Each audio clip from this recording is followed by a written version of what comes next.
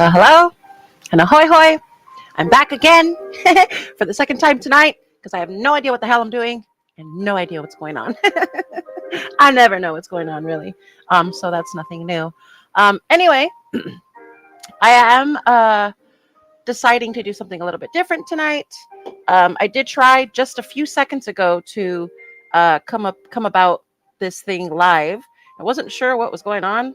Still not sure what's going on.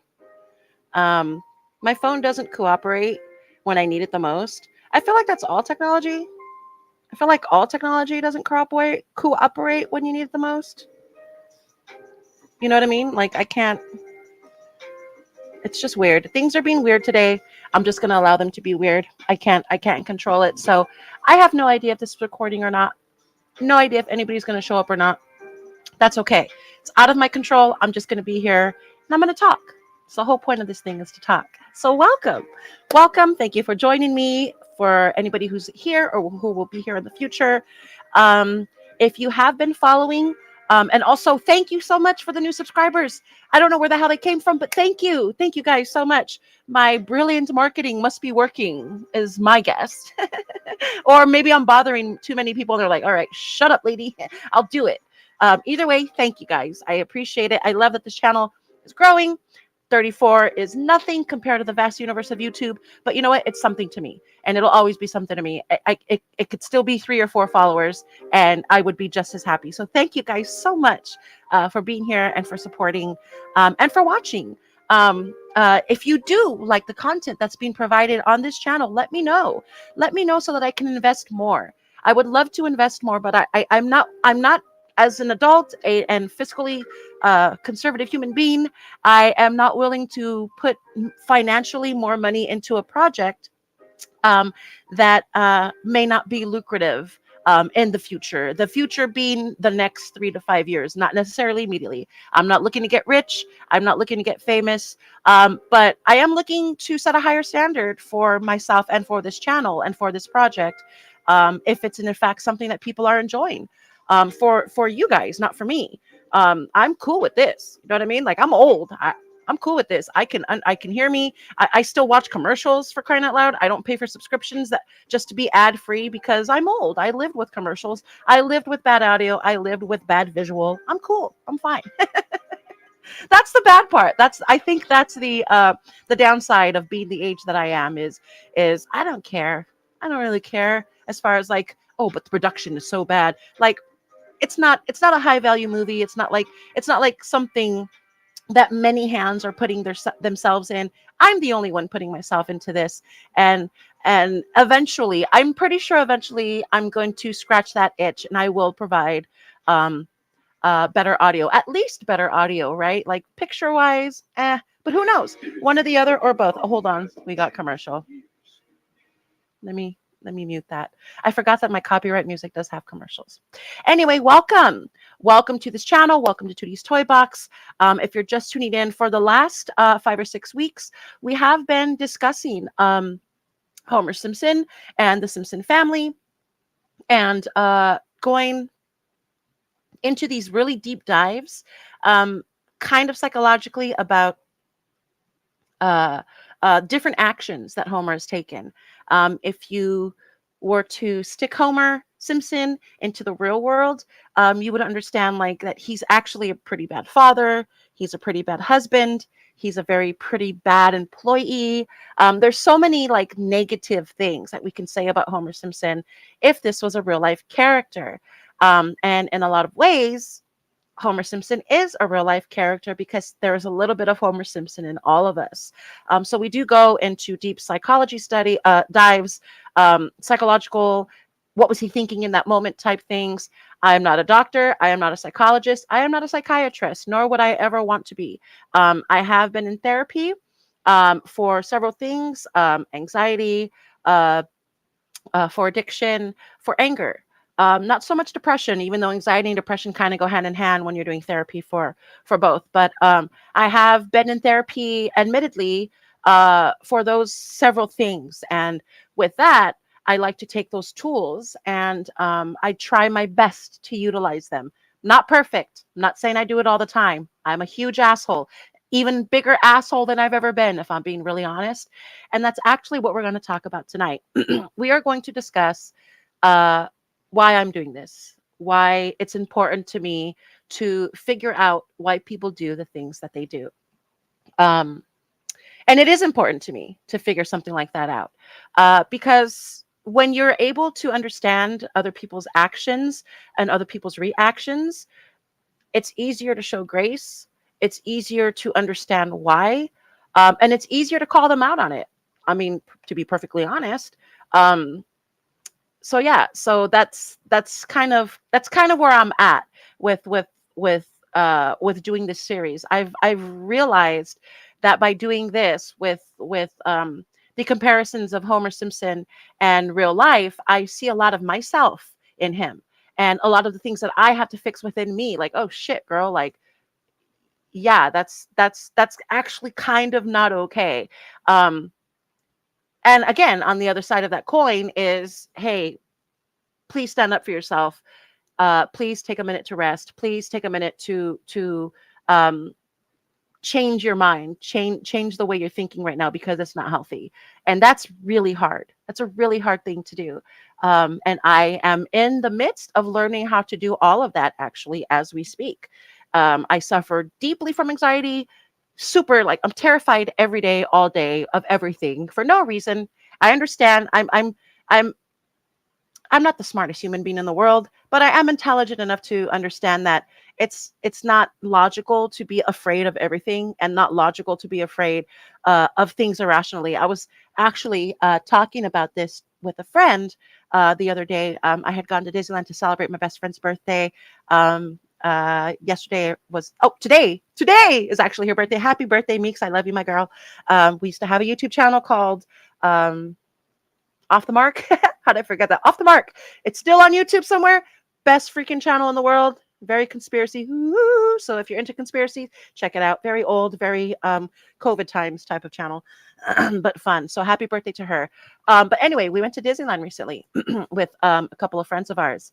And I was telling one of them that I am afraid of going on thrill rides with my daughter, because my anxiety is through the roof when we do that. And it doesn't make any sense, because I remember telling her, "Oh my God, I cannot wait to get on Incredicoaster, and I cannot wait to get on this and that."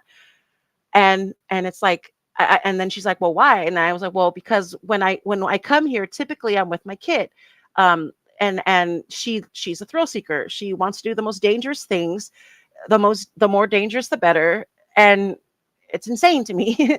So, I can get on a pretty fun scary ride by myself with my friends, but when it comes to her, my anxiety is through the roof. I can't change that for whatever reason.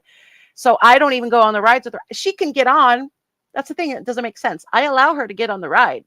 I'm not going to deny her fun, because I'm not okay up here. She can have all the fun she wants. She goes on with her auntie. She goes on with her uncle. She goes on. In fact, the last time we went, she went on the biggest roller coaster in Disneyland with my best friend. And I just turned my eye, and I just tried my best to ignore it, and just waited for them to come back. And that was it. Like, out of sight, out of mind type of thing. And I'm not really sure. I'm not really sure why that's how it is, to be honest. It doesn't make any sense. No, I agree. Whatever you guys are saying and whatever you guys are thinking, that doesn't make any sense. Yeah, duh. It's this. I'm one of these. So that's the kind of stuff that has me interested in doing these deep dives into accidental or coincidental, or even deliberate actions that Homer Simpson takes, and a lot of characters in the Simpsons family and the Simpsons universe take. There is a lot to take away from that series. It's very philosophical. In fact, there is a book called The Philosophy of the Simpsons, and I can't remember who wrote it. It might be multiple writers, actually, but it was a very fascinating read. It is a very fascinating read. Look it up. It's actually a series. It's The Philosophy of ... and The Philosophy of the Simpsons happens to be one of them. So very good stuff. Very good stuff. Like I said, if you like what I'm doing here, again, thank you. Thank you. Thank you, everybody who's a new subscriber. I would like some feedback. I promise you, I won't bite back. I mean, I might. I am not perfect, but I want general, actual criticism that isn't, you look like you're recording this from a refrigerator, or you look like a refrigerator. I know, and I know. I want something like, hey man, if you have like if you're interested in this, I have this for you. Like that. And also, yeah, because the audio, the video, I get it. I get it. I understand. There's so many more high quality shit that you can be watching. But if you're here watching this, thank you so much. It's very much appreciated. So thank you. I'm not really sure what's going on with my phone, so there is no chat. My bad. Not really sure how to fix that. But you know what? Tonight's not about that. I'm just gonna have to deal with that.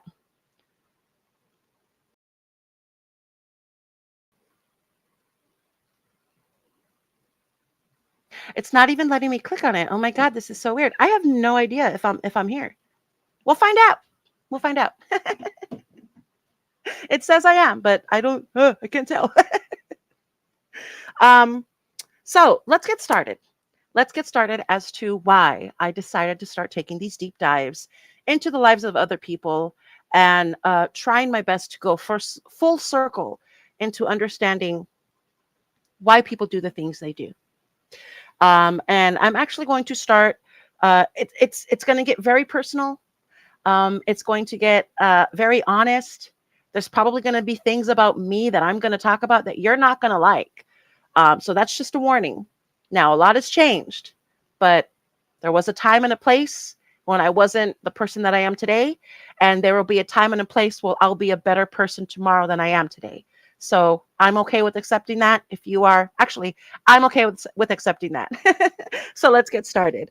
In November of 2015, me and my kid's father decided to separate. So we did.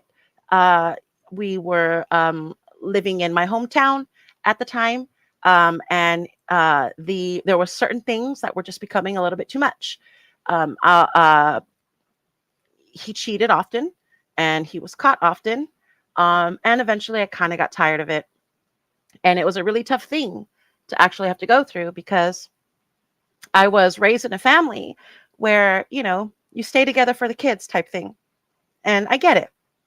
I actually get it more now than I did back then. But yeah, we were a stay together for the kids type of family. So I endured a lot of grossness in my own childhood. Now, my father, to me, is the best human being in the world. He was an asshole the same way I'm an asshole. He had suffered from anxiety, which is something we didn't know, and panic attacks, which is something we didn't know as kids because he hid them well. And when he didn't hide them and when he was overwhelmed, he was mean and loud and abusive at times. So, and a lot of times my mom never came to bat. She never came to bat for me. The handful of times that she did, in fact, there was one time, I, I don't remember the situation, but it was very minor. And it was like my homework or something like that. Can't remember how old I was. Must have been fifth grade, sixth grade. Um, and then he was interrogating me. He was asking me question after question. Oh, well, did you do this? Oh, well, if you didn't do that, why did you do this? And my mom eventually was very annoyed and she got tired of it. And then she said, what did she tell him? Who do you think you are? It was like this old detective show from the 80s, not Perry Como, because that is a singer, I think. I forgot the name of the guy, but she said, who do you think you are? Blah, blah, blah. And I remember like kind of like chuckling a little bit about that. And I was like, yeah, thank you, mom. Yeah. So there was times where she was like, hey, bro, enough is enough. But yeah, so you have to, this is what I'm talking about. The full circle thing of you kind of have to understand what people are going through and what people are coming from to understand why they do and act the way that they do. So yeah, it wasn't until after my father passed away, which was in 2011. He passed away of cancer. I was 27 at the time. I had no children. In fact, I had just started dating my kid's father that year. Yeah, we lost him to cancer. It wasn't until just a few years later that I realized the things that my dad actually was going through, to be honest. And it made a lot of it made a lot of sense. A lot of it made me feel sorry for him. A lot of it made me feel like I wish he had the tools and I wish he knew the things that I know now. And that was back then. I know so much more now than I did back then. And it was just like a thing of like, okay, well, I forgive him. You know what I mean? Because he wasn't perfect by any means, not even close. I mean, not even close. I was very abused. I was very beat, physically beaten because he took his frustrations out on me. And I'm not the only one. So it's not a sob story. There was a lot of kids in the late 80s, early 90s whose parents were spare the rod, spoil the child type parents. He was one of them. So that's the environment that I grew up in. But back to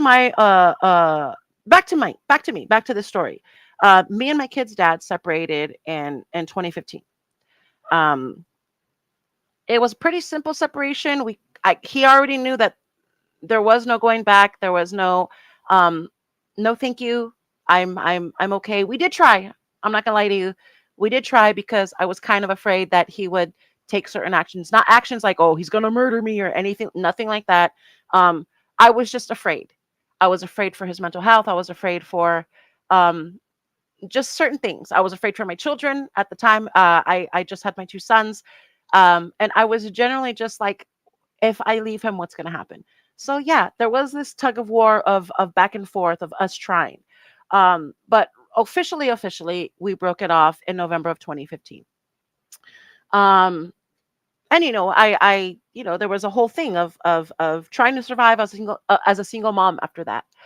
Me and my kids lived in a small studio apartment at the time. Uh, I had a living room slash bedroom, I had a bathroom, and I had a kitchen, and it was all we needed, to be honest. Just me and my boys, and I remember telling them, like eventually we're gonna get a house, like, and my boys were like, could we have stairs? Could we have this? Can the house have an elevator? Like I remember them having these big dreams about moving into a bigger place and moving into a house where they're gonna have space and they're gonna have room. And I'm happy to tell you today they have that. My sons live in a beautiful home with their father, 3-story, cool looking house, as far as I know. And I think that's a good ending to that. But we're not at the end yet, so we'll get there. But yeah, so like I said, as a single mom, I was trying to survive, trying to do what I can, and eventually, eventually, I did find an opportunity in the year 2019. Still single, obviously. Just me and my boys. Once again, actually, no, I actually did have my daughter then at the time, who me and my kid's father conceived while we were separated. So that made things a little bit more complicated. Um, like I said, we were trying to work things out and get back together. And in that trying, things happen and you try. And a few months later, my daughter came about in the year 2016. So then there was three kids and no money, even though I wanted three money and no kids. How did Somer say it? Like that? Yeah. So anyway, in the year 2019, summer of 2019 to be exact, I was introduced to a young up and coming director slash producer who wanted to work on a film. Now this was right before COVID-19. Uh, no idea COVID-19 was going to happen. So he said, "Hey, I'm working on this movie. By the way, you guys will see the trailer for this movie if you stick around. I will be playing it eventually." But he said, I have this concept for this. We have this concept for this movie, and we have a script ready. We just need a script supervisor." So I showed him some of my writing, some of my previous things. I told him how extensive my portfolio was when it comes to um, writing and actual and scripts in general. And he was like, "Yeah, well, let's see what happens." In those next few months, I would say maybe about now, September to October, November of 2019. He showed interest, interest in like, "Hey, I think you're cute, blah blah blah." And I was like, "Well, no thanks," because I know how Hollywood works. I know that that's not how I want to get a job in the industry. That being the case, so I rejected the idea of working on the movie with them. I obviously rejected him. Also, he was a lot younger than me. He was at least 10 to 12 years younger than me, in his very early 20s. Very, very wealthy. And, the Hollywood stereotypical independent movie wealth that one would have in order to be able to throw money at such a project. Um, but he was young. He was still kind of a baby. Didn't act like one, really act like a child, but it doesn't matter. Didn't matter to me. I'm a grown woman. I'm a mother of three, single mother of three, had no interest in anything like that. So I rejected both. I rejected him, and then I rejected the idea of actually working on the movie altogether.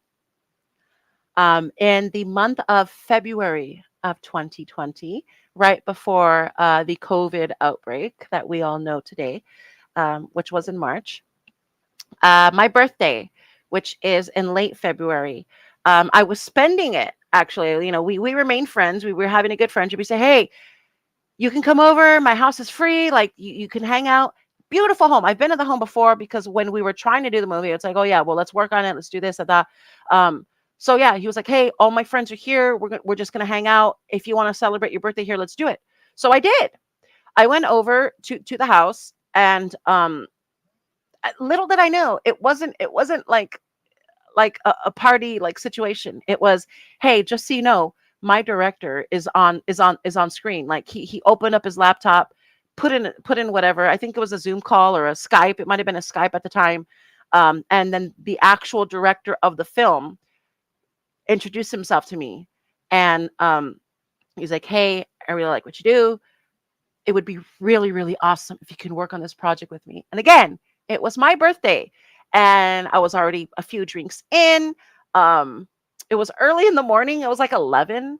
You know what I mean? Like, but I was like, hey, it's my birthday. Who cares? So yeah, it was one of those situations where I was kind of like swooped into this idea of working on the movie again. And of course I said yes. And again, it's not anybody to blame but myself. Yeah. Also, the director and I actually have the same birthday. So that was another thing. He was like, see, it's meant to be. It's meant to be. We have the same birthday. We're celebrating together. So, we cheers while we were on Skype and whatnot. And we talked. And then I said, yeah, all right, fuck it. Let's do it. So yeah, I started revising pieces of the script. Now, I was promised a certain amount of money. I'm not really sure how much I can say. So there is this case turned criminal very quickly. So there is, I was under an NDA back then, and there is actually a gag order on me now. So there's going to be a lot that I'm not going to actually be able to say in detail. There's a lot that I will be able to say in detail, but unfortunately, I can't give you names. I can't give you anything. Whatever you see, you see. Whatever you put together, that's on you, not on me. So at least we have that, right? So yeah, we had the same birthday. I was like, well, you know what? Let's do it. Let's work on this movie. A month later, COVID happened, maybe even less than a month later. Give me 1 second. Oh shit, I forgot I had music. Can you guys hear that? Cool. A month later, if that, COVID happened, right? We all remember. We all know where we were when COVID happened. It was early March or mid-March. But so Hollywood was closed. Everything was put on hold. And we weren't sure exactly what direction that the project was going to go in. So yeah, everything was just sitting and waiting, which is, that's just how Hollywood works most of the time. Actually, a lot of it is hurry up and wait. So eventually we decided, hey, let's continue to work on this because we already have the concept trailer pretty much up and running. We just have to shell it out and sell it and see who's going to fucking pick it up and bite. We did get a biter. Nothing came of it as far as I know. I haven't seen anything about the movie. since.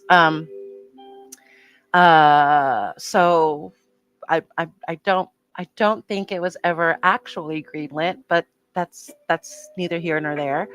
But yeah, so what we decided to do was, because Hollywood was closed, we decided to take Hollywood into our own hands. So half of the movie was being edited. Most of it was already shot, and then we were going to work on reshoots if we had to. The movie was pretty much done by the time I came on board. Let's put it that way. So half of the movie, the CGI part of the movie, was being rendered at his house, and a lot of the other editing, audio, and there's a lot of other editing was done at my house. We had set up an entire editing bay in my kitchen. Not sure how we did it, but I had a bigger house at this time, fortunately, for that to happen. Not much bigger. It was only a one bedroom, and there was four of us in that one bedroom. So my sons took the actual bedroom, and then me and my daughter, who was a toddler at the time, slept in the living room. It was very, very, very intimate environment, to be honest.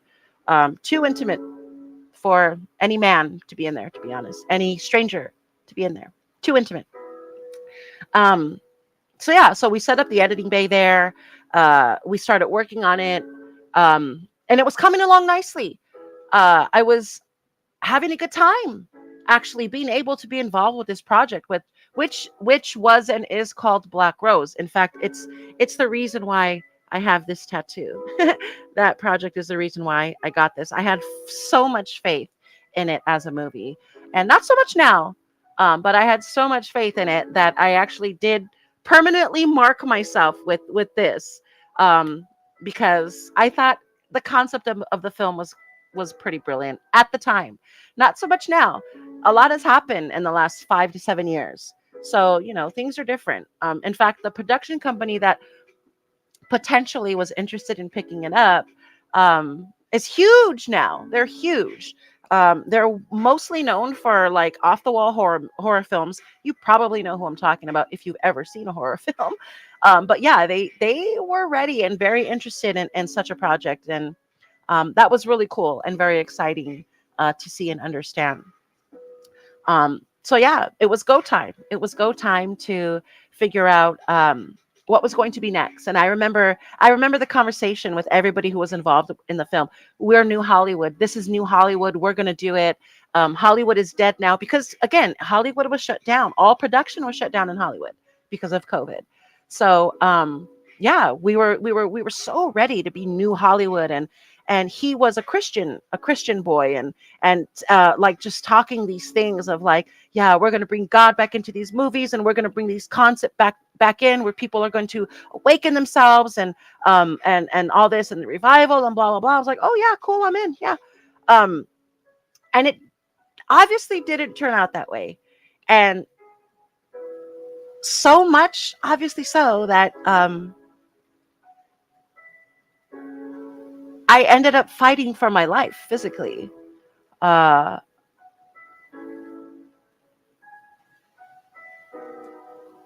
I don't even know how to end that. um I wasn't really ready for that. um Mind you, this is a side note and a disclaimer, and not the best thing. um not the best look on my end, but I got to be honest, right? um while we were working on the film, he was always at my house, or I was always over there. So we developed a closeness, and like anybody else in Hollywood, we sort of developed a relationship. It was going to be the next step. um Looking back now, I think a lot of that had to do with insecurity, had to do with the fact that, if I don't do this now, uh, I may lose this if I don't pretend to like him. And it wasn't a lot of pretend. He was a pleasant fella for what it was. Um, so yeah, so I can't say it was a relationship because it wasn't. He wasn't my boyfriend for sure. Um, I don't know what it was, but it was exclusive. Let's put it that way. Um, till this day, I can't tell you if it was a thing of me leading him on, or if it was a thing of, like I said, insecurity. If I can't let him go because I can't let this project go because I need this, because this is what I've been waiting for. I think that might have been more of what it was, um, is just not wanting to lose something. And if I'm dating the captain of the football team, nobody can touch me, right? Type shit. So there was this one night, this one evening. It was May 15th of 2020. I had we had my son's birthday is in mid-May. So we were celebrating his birthday on that day because it was a Saturday. It was a Saturday that we were doing it. And after my son's birthday, I remember he came with me. He came with me. My family did not like him. I remember that off the bat. And it didn't raise any red flags for me. I was just like, no, no, no, you guys are just being mean. The thing is, my family knows that I have come from a position of cheating and abuse, and especially my mom. She has been there when I've tried to hide bruises, when I've tried to hide certain things, and oh no, I just hit a wall. I did the whole typical bullshit. I fell down the stairs. I did all that. I was one of those. Oh my god, I was. Not to make fun of domestic violence, but I was one of those. Um, so they didn't like him off the bat. Again, never abused me, never touched me, never touched me. Very nice, very gentleman, very Christian fella, as far as I knew. Um, but they didn't like him. They didn't like his vibe. There's something off, and I was like, okay, well, it's just you guys. So anyway, that night went back to my house after having the birthday party, exhausted, just absolutely exhausted. Um, Sent my sons to their room so that they can play with my son's new toys, having a good time. Then about 10:30, I made sure they went to bed. They were exhausted just as well. Once they went to bed, me and fella decided, hey, you know what? Let's record something. Let's record, because I needed to practice on camera. I told them that I wanted to get into behind the scenes, not all of the behind the scenes. So that included lighting, that included camera work, that included all kinds of stuff. So I grabbed his camera and I started interviewing him from like down up. So I remember the filter was already black and white. It was a pretty cool camera. And I started asking him questions about his life in Nebraska. And it was pretty cool. I'm like, oh shit, yeah, let's download it.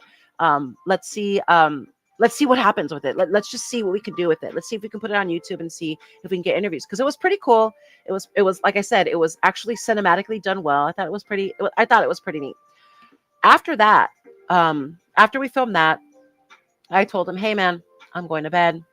And I'm saying his name. I'm not going to say it here, but I'm obviously talking to him. I'm personal conversation. Said, hey, I'm going to bed. I'm super exhausted. Today was a fun day, but just nonstop. So he said, oh, okay. So he went to the kitchen. I trusted him fully. He went to the kitchen, started working on the movie, started rendering some shit. I knocked out. Not really sure what time it was, but midnight, 1, 2, 3, I don't know. I still don't know to this day what time it was. Maybe the detectives can give me a better idea, even though the detectives were shit. They did nothing but be extremely biased in my case. So fuck you, Long Beach PD. And I mean that. But he went to the kitchen, started rendering some shit. The next thing I know, I am being awakened to somebody sitting on top of me and putting their arm across my neck, the back of my neck, mind you. I'm laying on my tummy. I always lay on my stomach. I sleep like this and I lay on my stomach. So he had put his arm on top of me like this.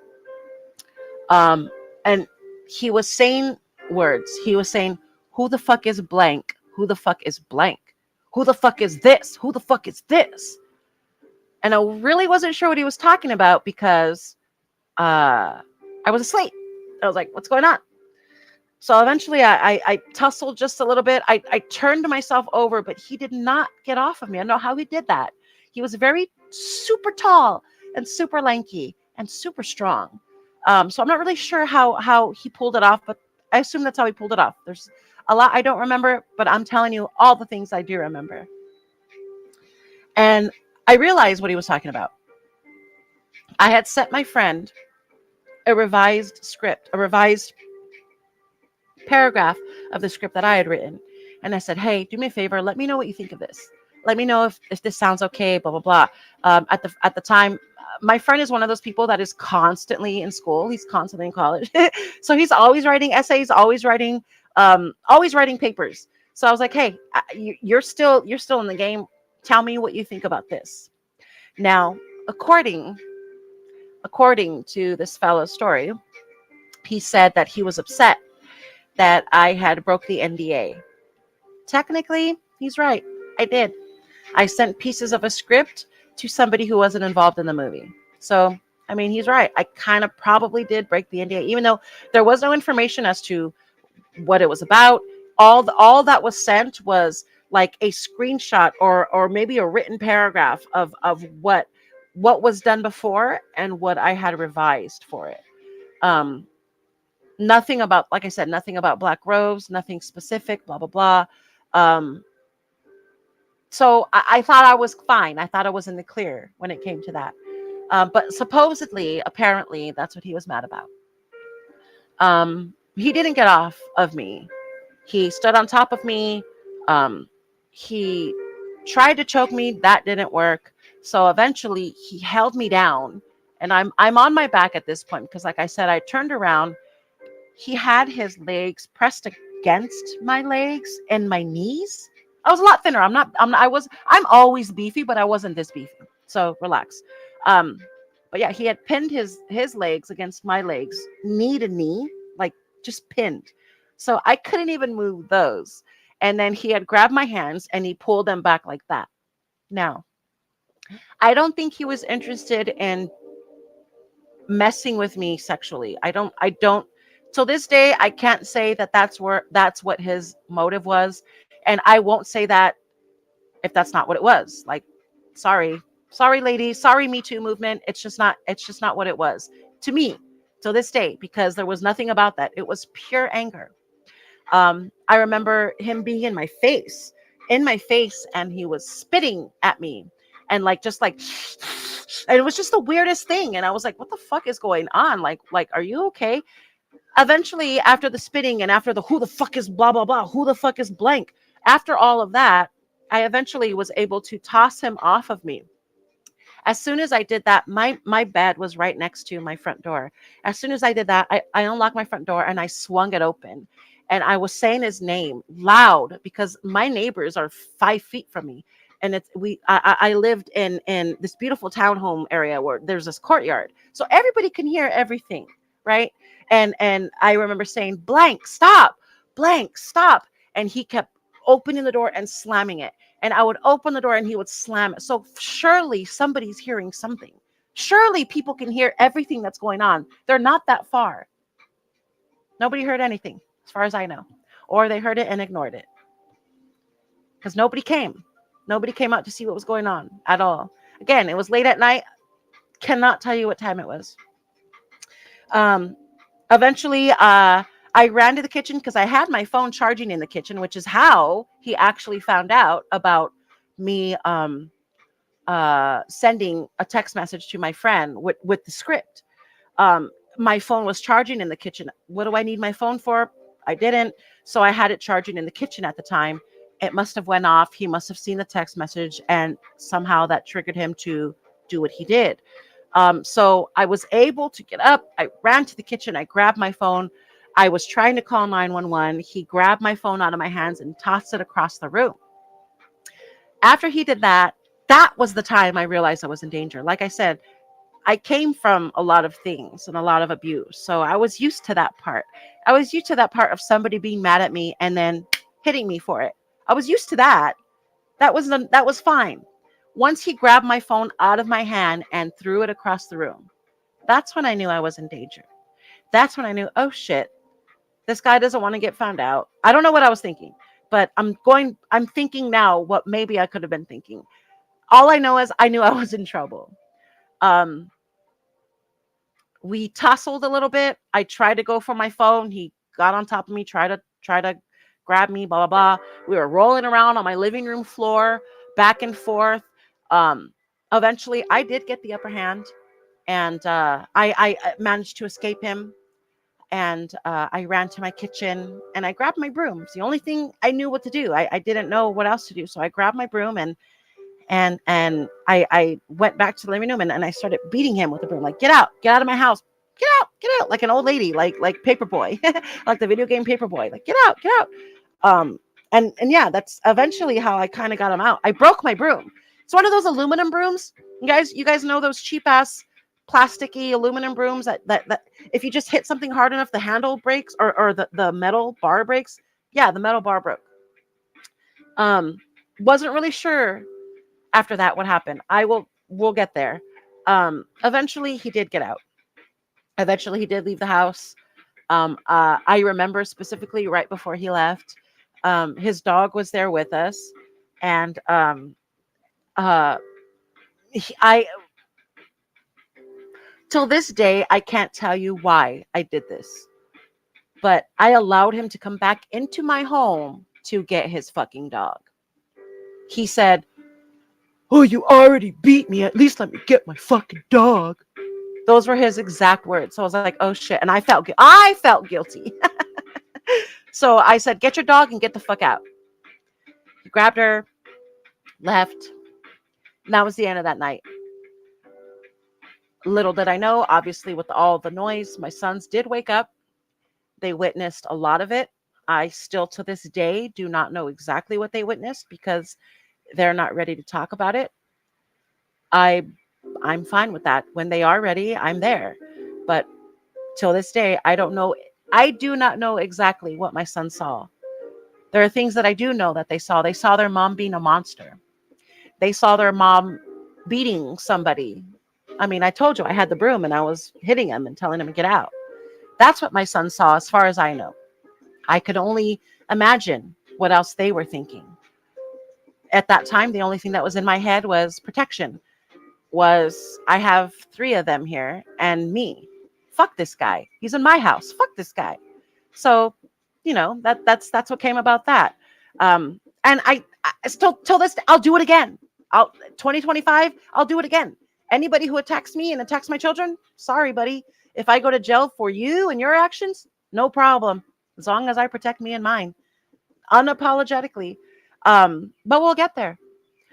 So next morning is Sunday, May 16th, 2020. Again, it was COVID. So we were doing Zoom church. So I was at church at the time in my living room on my computer. I don't know if we were in church or if we were having a meeting. I just remember there were people on the screen, and all I remember is hearing a whole on the door, like loud as shit. And the last words I've ever heard, I heard my son say, my one of my sons, he climbed onto the couch and he looked out the window and he said, "Mom, it's the cops." And that was the last thing I heard one of my kids say for a long time. Because I opened the door, the cops asked me my name, I told them. The cops asked me if I knew such and such, I told them, yeah. I knew why they were there, and I was happy they were there. I can finally tell them what happened. Not sure how they knew. I never got through to them. I never was given a chance to call them. Once he left, I decided to calm my children down. We all slept in the living room. We all lay down in the living room together. Who knows what time in the morning? I woke up super late, probably just in time for church or just in time for the church meeting, as I was on the church staff at the time. And I told them everything. I told them what happened. It wasn't until I actually got to the police station that I knew why I was there. They call it a domestic violence issue. They called it, they said, "Well, why didn't you call us? You should have called us." I tried to call them. I couldn't. I wasn't allowed. Probably should have called them afterward, but I was so worried about my kids and what they'd seen and how they felt at the time that I didn't want the police presence there. It was over. It was done. He's gone. It was done. I had no reason to have them there. What were they going to do? Arrest him? He wasn't there. Who knows where the fuck he went after that? Turns out he went to the hospital. I had done extensive damage to him. Somehow he had stitches on his face. I don't know what I did to his face. I beat his ass. I beat his ass. Unapologetically, I beat his ass. I've already done the time for it. I don't have time to sit here and pretend like I'm sorry for it, because I'm not. Till this day, I am not. You mess with me and my family and my home, homie. It'll always, the scenario will never change. It'll never change. That'll always be something that I will do. I will always protect me and mine. I've already gone through it once. I will gladly go through it again. Like I was saying, the damage was extensive. He had marks on him I don't remember doing. It took a lot of memory, like for me to even realize what had happened. And then I had a lawyer, my defense lawyer was telling me those are defense. That's defense, what you were doing. So as he was holding me back, apparently all I had was my mouth. So I bit him. I bit him here. I bit him all over his chest, anything I can grab. And again, he was really skinny. So all I was grabbing was skin, which probably made it look even worse. If you had any fat on him, it'd be bruises. It wouldn't be what it was. And it looked pretty bad. I'm not gonna lie. It looked pretty bad. It was a lot of extensive damage. And I didn't have that much. All I had was some bruising. I had bruising on my arms, had some bruising on my neck, and I had some bruising on my legs. That was pretty much it. I didn't let him ever get the upper hand after his first upper hand. Never. So they took me in on May 16th of 2020. And if you ask me, that's the day I died. There we go. That was the day I died. I lost everything on May 16th, 2020. Everything. My house, my children, my life, my potential Hollywood career, my potential career as a writer, my family. I lost everything. Everything. The day I went to jail, one of the police officers, she was nice. She said, "Girl, don't worry about it. You'll be out. We see this all the time right now." Apparently, domestic violence was on the rise because everybody was on lockdown, because everybody was mismanaging. They're for the first time in their lives. They're having to handle a whole family, and so fights ensued and whatnot. She said, "Girl, we see this more often than not right now. You're gonna get out. Don't worry about it. You're gonna get out." I end up in an office, and I have handcuffs on. I'm shackled completely. And I'm talking to a detective, a Long Beach detective, and I'm talking to a DCFS worker, both at the same time. He gave them a pretty bullshit story as to how it went down. He told them, "Oh, I was just talking to her, and all of a sudden she attacked me. And then from that, it turned into, oh, well, she was asleep, and I was just trying to gently talk to her, and she got mad." Everything was me. Everything was me getting mad at him. Hence the anger management classes. Now, I have anger issues because people are fucking retarded, and I don't have patience for people who enjoy stupidity. Like I said, I don't want that to be an ego thing. It's something that I'm actually working on, because my anger doesn't come out in physical form ever. I don't physically hit fucking people. If I'm gonna physically hit anybody, it's me. There's many times when I've gotten angry and my mom has witnessed me hitting myself, because I'm not gonna attack anybody else. That'll never happen. I hit me or I hit walls. My knuckles are super fucked. You see how they're absent? You see how it's just flat? You see that? Yeah, that's me hitting shit. That's me hitting walls. And while I was in jail, I had hit a cement wall many times, many times hitting the wall in my cell. Speaking of jail, um, I was given, actually there was no timeline. I was charged with attempted murder. The charges were eventually dropped down, like almost immediately dropped down, but the original charge was attempted murder. Um, so I stayed there and I endured it for 6 months, maybe a little bit longer.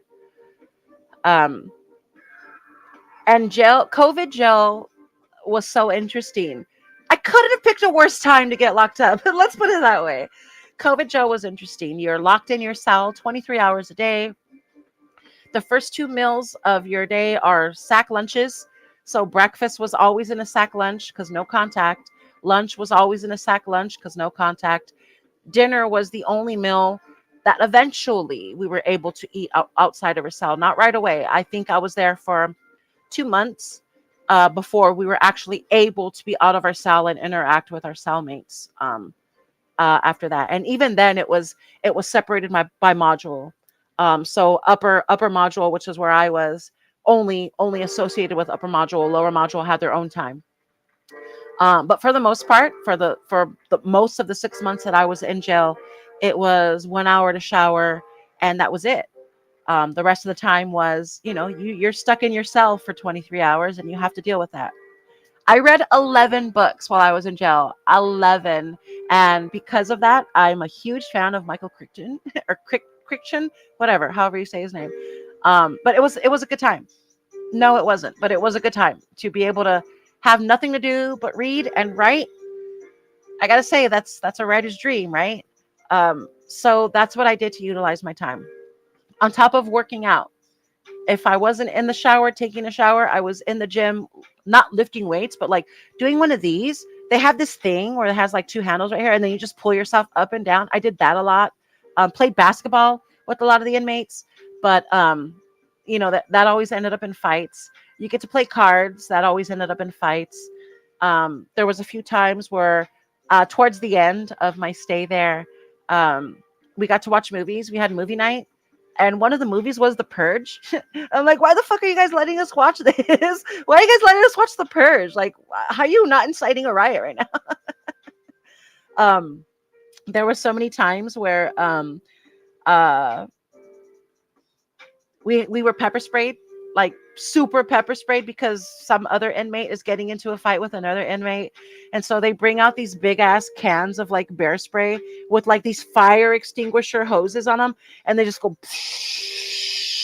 and they spray the whole floor, because once there's a fight, everybody has to get on the floor. So everybody gets on the floor, they put their hands behind their head, and you're like, as you know, you're dying and choking, and you can't do anything about it, because if you move and if you react, they're going to put your hands behind your back, and then you go into solitary. And I've already been in solitary once, and I wasn't going to do that again.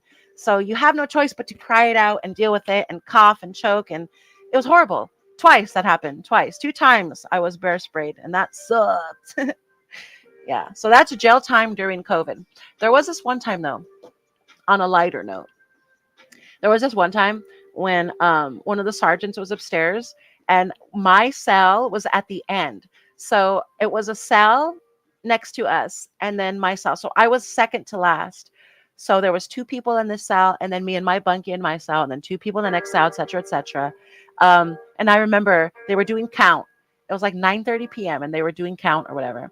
So we all have to stand outside of our cells and wait for them to count. So Sarge was like going 1, 2, 3, and then one of the other inmates is like talking and talking. He's like, "Shut the fuck up! You're making me lose count." And he was only on 4. It was hilarious. I thought that was funny. I wrote it down so that all the funny antics, I still have them till this day, by the way. All of the funny, like little quirky scenarios, real life scenarios that actually happen in jail, I remember writing them down so that I can use them later. Like, hey, this might be a comedy sketch one day, and this might be funny one day. I was trying to, even then, embrace what was going on. Because if I wasn't able to embrace it, I would have gone nuts. I would have gone absolutely crazy in there. 23 hours a day, locked in a room that was 6 by 9. And that's being generous. I don't know exactly what it was, but it wasn't very big. I can tell you that. It was tiny. Shitting in front of another, like wiping my ass next to her bed type shit. It humbles you. It humbles you. So life after jail. Um, my life after jail was an interesting one. Nobody expected me to come out. I ended up bailing myself out eventually, because if I didn't, I was actually waiting for trial. I was waiting to fight it. I was ready and willing to fight it because I knew I had a chance. Because the more I sat in there, the more he was reaching out to my family and reaching out to my best friend, who he knew at the time, and there was text message and email evidence of him changing his story constantly. Well, she didn't do this, but she did do this. Well, this didn't happen, but this did happen. Constantly changing the story, never sticking to a single plot ever. So I just, when they would call me, I would tell her, hey, keep them talking, be nice, talk to him, keep it up. We need this. I had full intention on going to trial for this case. And financially, if I was able to, if COVID wasn't involved and I was able to, and I still had the right to a speedy trial, I would have.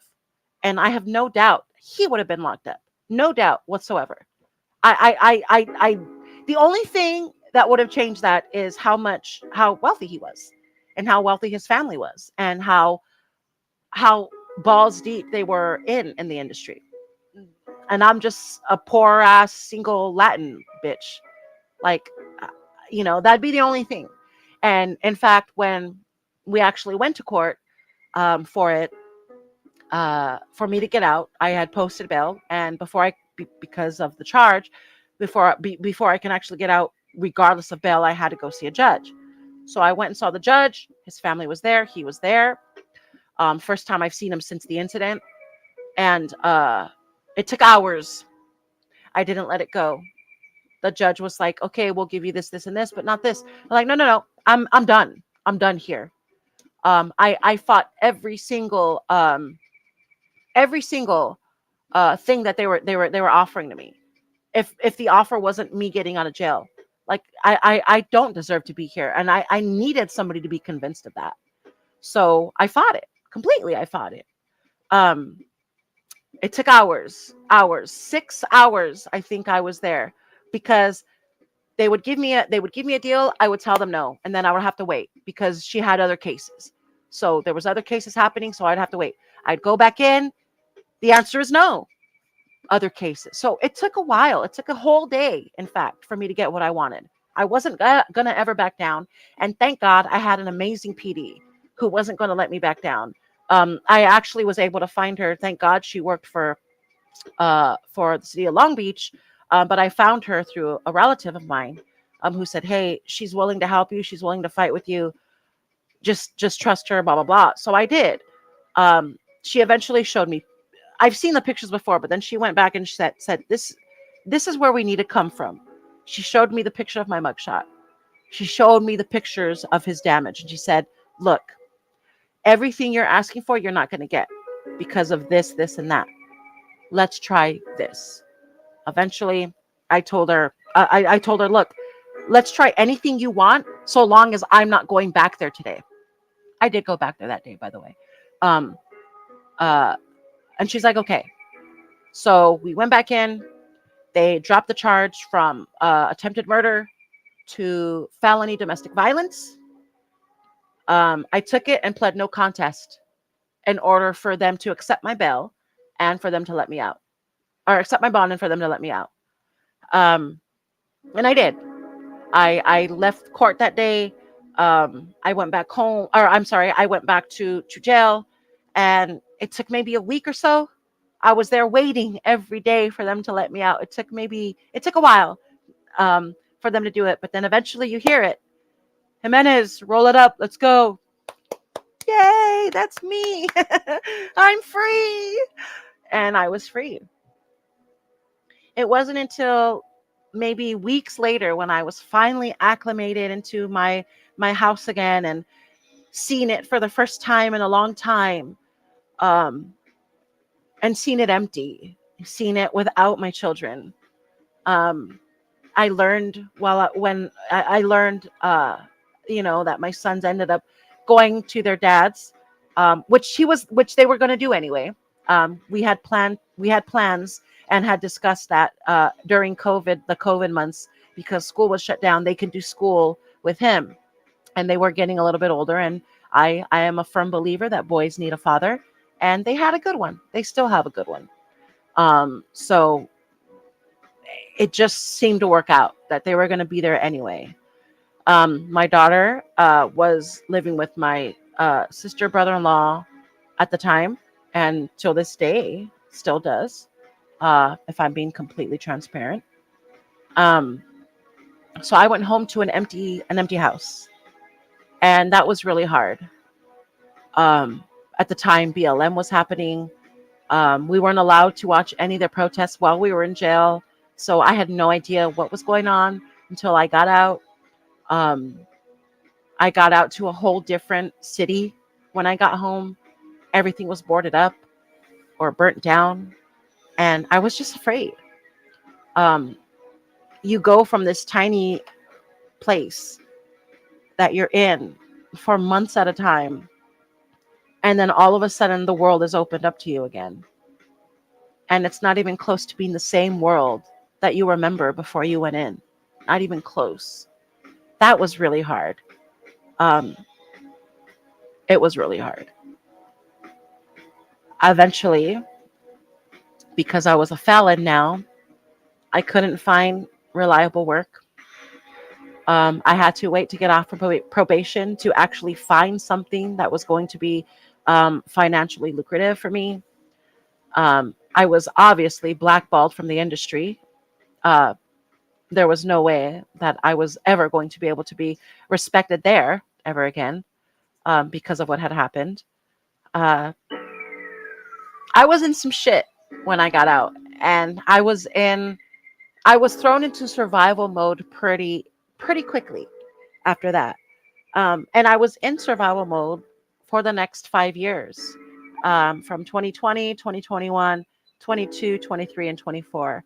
Um, my probation ended in June of 2024, last year. Just very recently, my probation ended, and I was very happy about that because I assumed it was going to provide me with other opportunities.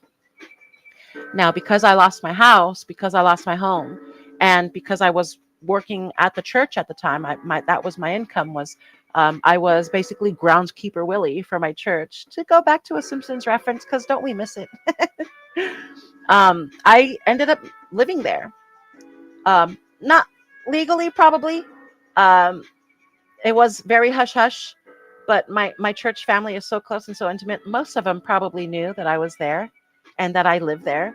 I slept on the floor, in our nursery at the time, or I slept upstairs in the youth room at the time. So I was essentially homeless for 2 or 3 years. Unlike now, you see, I'm stable and I'm in a home. Thankfully, I met the most wonderful family, the most wonderful, actually genuinely Christian family you can actually run into, who come about everything honestly, who don't have to hide behind their Christianity to pretend like they're good people. They actually are legitimately good people just because they're human and they understand what it's like to be human. Um, so I'm not in survival mode anymore, thankfully.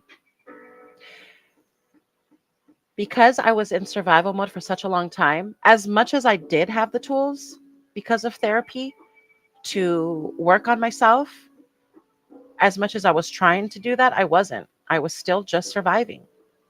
It's not until this year, fairly recently, that I'm actually able to finally take a step back and feel safe doing it and just utilize those tools. Utilize the grace that I do not have. I am not graceful by any means, like not at all. I if you deserve hell, go there. That's me. That's my attitude. Um, I'm learning though. I'm still not perfect, and I don't plan to be. Perfect is boring. Perfect sounds boring to me. I'm not a drama person. I'm not looking for shit. But if it comes to me, I'm gonna swing. I'm gonna swing for the fences. Don't fuck with me. Period. Um, but I'm coming at it in a different way. I'm setting boundaries. I'm trying to listen better, trying to understand people better, and honestly, trying to forgive easier. I have no ill will towards what happened to me and towards that person. I can't imagine what that person is feeling here and here. It must be a miserable existence, and it's not mine. It's not mine to control. It's not mine to think about. It's only mine to understand and forgive. I forgive him. I have forgiven him, like a long time ago. Um, I have these fantasies sometimes. I'm There's been years when I would work out, and then while I was working out, if I hit a wall, my brain, my imagination would just do the 1,000-yard stare and stare into nothing, and all I can see is him attacking me. And while I'm doing that, I'm running harder. I'm moving faster. I'm getting this fire inside of me that's making me do these things and move quickly because fuck you. And I used to use that as motivation to keep me fit, to keep me looking good, right? Um, I don't do that anymore. Obviously, look at me, I'm fat. But I don't do that anymore because it's not healthy. You don't need that fire inside you. You don't need that anger, that whole gym bro attitude of she broke up with me, so I'm gonna show her by getting really buff and blah blah blah. Yeah, it's douchebag, and I'm a douchebag for doing that too. Um, all of that, all of that to say I'm still learning, and man, I'm having such a good time doing it. I'm having such a good time being an imperfect human being, trying to understand other imperfect human beings, and hoping and praying that they're willing to do the same for me. I'm not perfect, like I said. I am an asshole, and sometimes I'm an asshole on purpose. I don't have the patience to deal with stupidity, deliberate stupidity, like you're dumb on purpose. I don't have patience for that. You're mean on purpose. I don't have patience for that at all. So I don't tolerate it. I set my boundaries. Um, the mom guilt. Whew, that's a whole nother topic that I'm not going to go into tonight. But I've subsided the mom guilt. I've learned to ignore it in a sense, but it still happens all the time. Um, if I'm not doing this, oh my God, I'm a terrible mother. I used to be a great mother. Used to be, huh? Used to be a great mother. I don't have my children with me right now. So I'm a used to be mother. That hurts me to say. Man, it hurts. I'm a used to be mother, but I'm not. I do anything to go back to the life that I had, except go back to the life that I had. I'd give anything for my sons not to see the things that they saw. I can only hope and pray that what they saw is something that changes them for the better and not for the worse. I'm that mother now. That is the guilt that I have to deal with as a mom, is what is going to happen next with the things that they had to endure. And it's not fun. It's not a fun thought. And I try my best to brush those thoughts off because I I have the relationships that I have with my children right now. It's the best that I can do with what I have. I'm starting over. You don't start over and gain everything you had before overnight. It's only been a handful of years. I'm still working my ass off to get what I had back. and more. And whenever my sons are ready to have that conversation, I'll be ready to have that conversation with them. I'm telling you guys now because I have nothing to hide. And I definitely have nothing to hide. I don't hide anything from my sons at all. And thankfully, my middle son, we talk every day, just about, um, and we don't hide anything from each other. I want him to express himself with me. I want him to tell me how he feels, tell me what he's watching, um, and the same. I have nothing to hide from any of them. Uh, Only thing that I want now is a true reconciliation with my children. My heart will be continuously empty if I don't get them back one day. And not physically. They don't have to live with me. They have their own lives now. They're thriving. All three of them. All three of my babies are geniuses, and they're thriving. They're such good kids. So not a reconciliation where they need to live with me and all that. I don't need that. Um, I just hope one day that they understand. The same way when my dad passed away, it took a while for me to understand his actions, why he was the way he was. Um, and all I can do now is be better.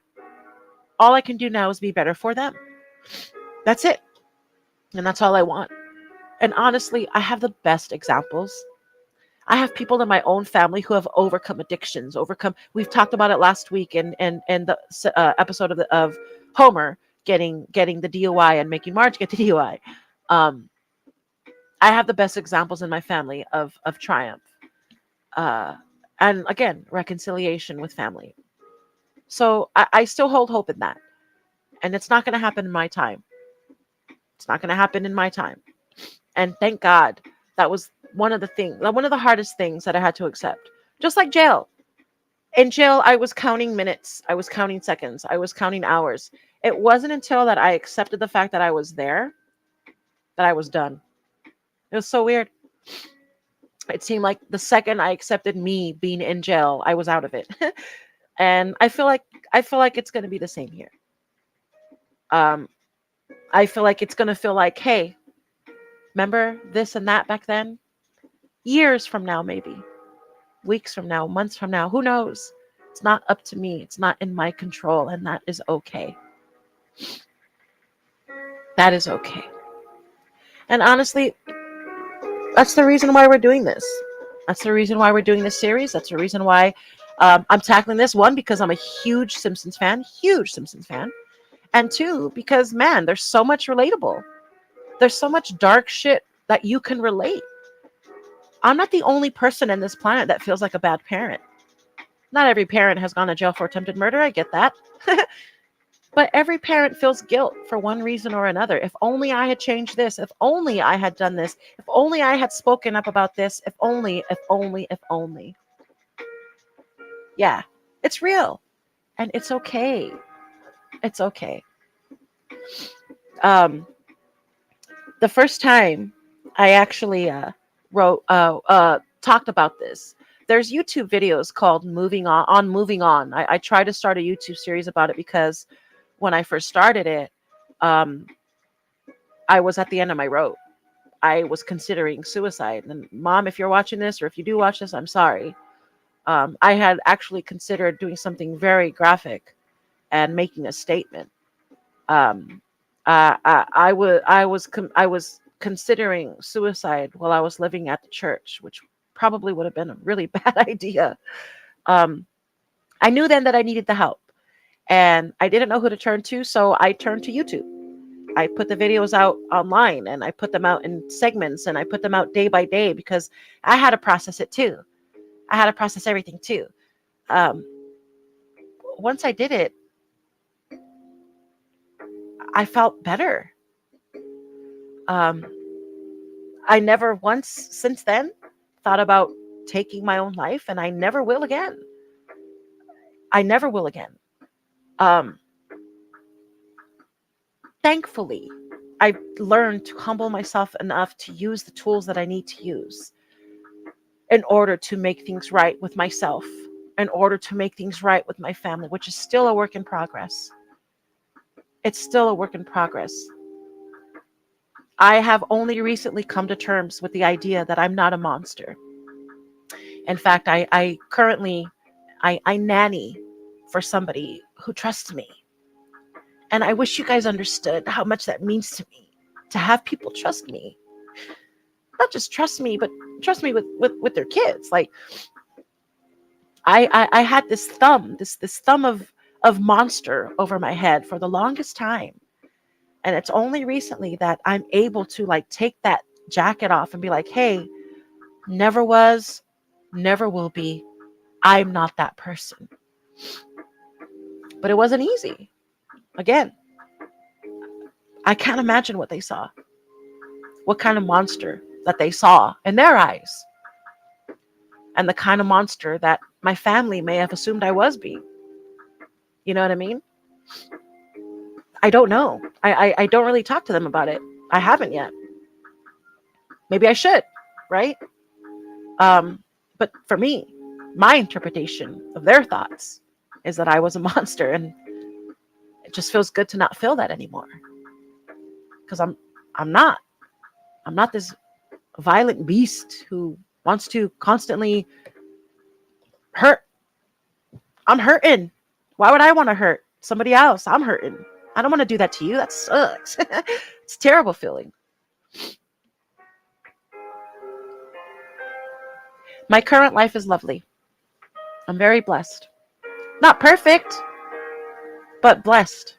And I look forward, very forward, to what's going to happen in the near and distant future. Thankfully. We're here finally.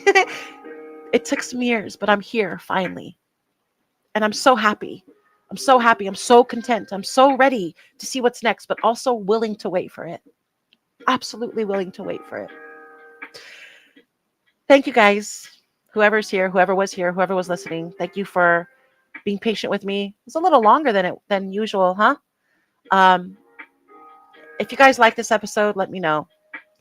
This isn't a sob story because I'm fine. This isn't a feel sorry for me. Please don't. Learn from it. I want you to take something from this story. Don't the guilt that you're feeling. There's a cure. The anxiety, the anything that you're feeling. There's a cure for everything. Everything. Anger, forgiveness, not being able to forgive, grudges. There's a cure for all of it. Be patient with yourself. Show you grace before anybody else. And I'm talking to me. I'm looking right at me. I'm looking right at me in the eye in this camera. Show grace to you. Be patient with you. Because without that, you can't be patient with anybody else. You cannot pour from an empty cup. Ever. Impossible. Thank you guys once again.